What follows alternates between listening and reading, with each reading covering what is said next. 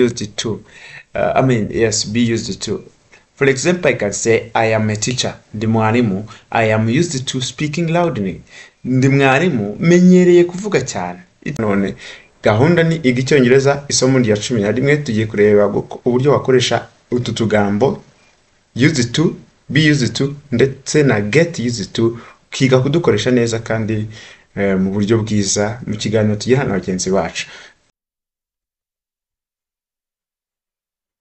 Hello dear viewer and welcome to today's lesson. This is Language Booster TV, the YouTube channel which helps you to learn 3 languages until once. These languages are English, Kiswahili and Kinyarwanda. So welcome to today's lesson. This is the program Learn English, the lesson number 11. We are going to see 3 expressions, 3 important expressions that you should not use them in both Kinyarwanda and Kiswahili. Used to, be used to, and get used to. You should not use these expressions in English and Kinyarwanda. Excuse me, not Kiswahili, it is Kinyarwanda.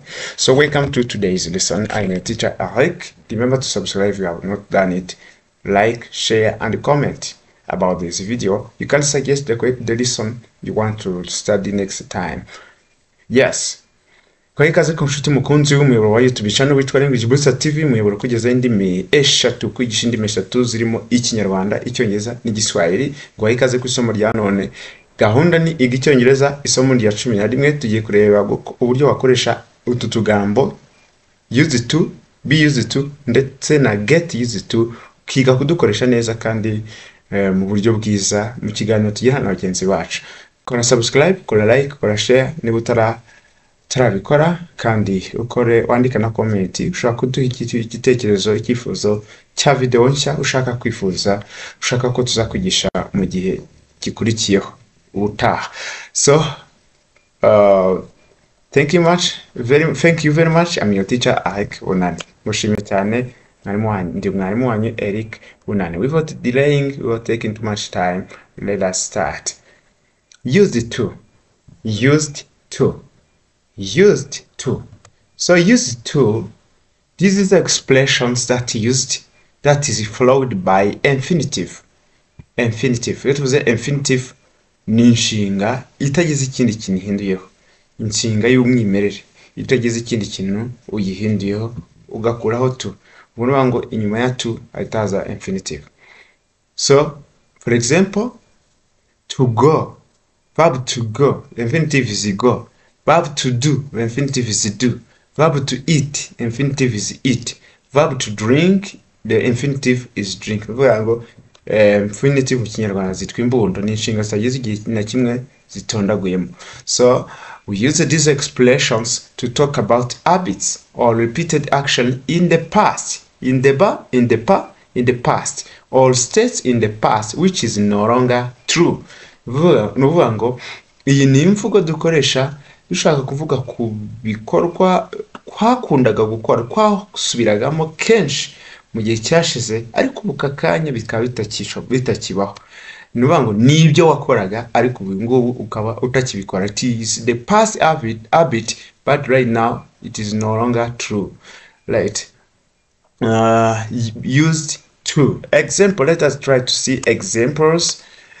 When I say I used to eat in the morning, but right now I do not eat in the morning. It means that I used to eat in the morning. It means that right now I do not eat in the morning, but in the past it was my habit to eat in the morning. Nuvango nibyo nakoraga mu gihe cyashize ariko tuvugana nkaba ntakibikora. I used to eat, naryaga mu gitondo. Ariko right now ngubu ntabwo ndya mu gitondo. I used to eat in the morning, but right now I do not eat in the morning. Another example, I used to sleep 16 hours when I was a child. It means that I am no longer a child. It means that I no longer sleep 16 hours. That's why I use this expression, use the to show that it was my past habit. I used to sleep 16 hours when I was a child. Nuvango ndumwana nasinziraga amasaha 16. Let us continue with the next expressions. The next expression number 2 is be used to. Nubanguriya be uresheshengura mu gihe cyacyo cyose, present, past, mbese bizabihe byishinga uresitondagura ukurikizo used to, ukurikizeho verb iri muri gerund iriho ing form, verb iriho ing form. So your expression is, what does it mean? What does this expression means? It means that it is used to talk about things which you feel normal or things that you are accustomed. You feel normal. It's normal to you. It's normal to you. You are accustomed. You are accustomed to this action or this thing. It means that it is not new. It is not new to you. It is normal. It is normal. So let us try to see the examples. I am a teacher. I am a teacher. I'm used to speaking loudly. It means that it is my custom to speak loudly. Bivuze ki be used to tuyikoresha ku bintu dushaka kuvuga ibintu tumenyereye by'akamenye, twamaze guca amazi, twamaze kumenyera, mbese bini nk'umuco kuri twebwe n'ibintu twamaze kumenyera. Rero aho ngaho niho dukoresha icyitwa be used to. Be used to. For example, I can say I am a teacher. Ndi mwarimu. I am used to speaking loudly. Ndi mwarimu menyereye kuvuga cyane. It is my custom.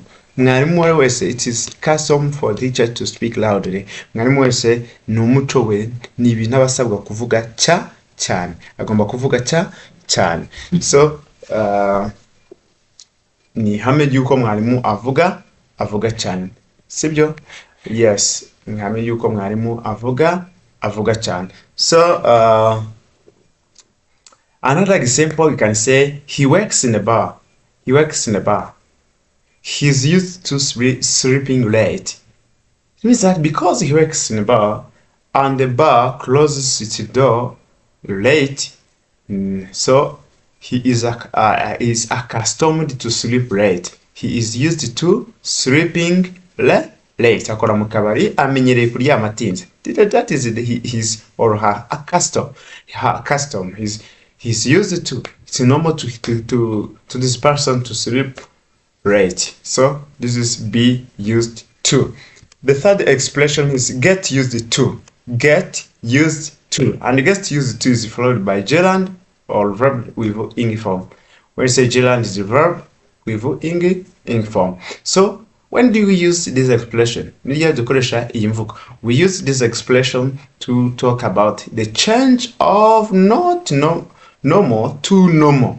The change of not normal to normal. Aho bitandukaniye n'izabanje, iyi ibivuga ikintu kitari gisanzwe kuri wowe ariko kikaba kiri kugenda kiba igisanzwe kuri wowe. Ni ikintu utarumenyereye ariko uri kugenda umenyere. Let us try to see the examples. The example is this one. Don't worry if your new job is hard fast. You'll get used to doing it. Yes. Bivuga ngo ntugire ubwoba, ntuhangayike, akazi nikagora, akazi gashya nikakugora bwa mbere. You'll get used to. Uzagenda ukamenyera. Uzagenda ugira ute? Ukamenyera. You'll get used to. Uzagenda ukamenyera. It was hard speaking English, but now I have got used to speaking. Byari bikomeye kuvuga icyongereza ariko ubu tuvugana I have got used to speaking. Ndi kugenda mbimenyera, ndi kubimenyera. It was hard to live in a boarding school. Byarangoye kuba muri boarding school. Byarangoye kuba mu kigo gicumbikira abanyeshuri, but I got used to living there. Ariko ndi kugenda nagiye mbimenyera, ariko nagiye bimenyera. Ku minsi yagishira nagiye bimenyera. Got used to living there. So these expressions you have to know to use them in English, and I will try to express and translate these expressions in Kinyarwanda. So both Kinyarwanda speaker, I hope that you have learned to use these expressions in your conversation. So start to use them since now. Tangira ukoresha zino mvugo. So let us try to review what you have seen. Number one, you have seen the first expression is used to, followed by infinitive. It can be followed by infinitive or followed by verbs to mean that it is the past or repeated past habits or repeated action that is no longer true right now. That is why I have seen I used to eat in the morning, but right now I don't. I used to sleeping 16 hours when I was a child, but now I don't. It means that it was in the past, it was habit in the past, but right now it is no longer habit. Ngo cyara akamenyero kanjye ariko ubu tuvugana ntabwo ariko bigize gute bikimeze. Then the second expression we have seen is be used to. Be used to plus gerund, which means we are feeling for normal or things we are accustomed. The things that we feel normal or things that we are accustomed.